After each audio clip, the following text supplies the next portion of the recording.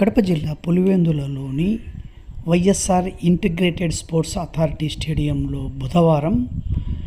2వ hockey India junior men and women south zone championship 2024 టోర్నమెంటును రాష్ట్ర రవాణా యువజన శాఖ క్రీడా మంత్రి రాంప్రసాద్ రెడ్డి ఘనంగా ప్రారంభించారు. ఈ కార్యక్రమంలో ఎమ్మెల్సీ రాంగోపాల్ రెడ్డి, పులివెందుల నియోజకవర్గానికి టీడీపీ ఇన్ఛార్జి అయినటువంటి మాజీ MLC BTech Ravi,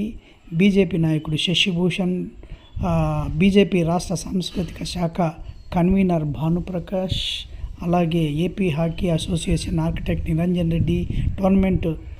president Chanakyaraju, DSDO Jagannathareddy, RNBE Siddhareddy పలువురు పాల్గొన్నారు. వివిధ రాష్ట్రాల నుంచి ఈ కార్యక్రమంలో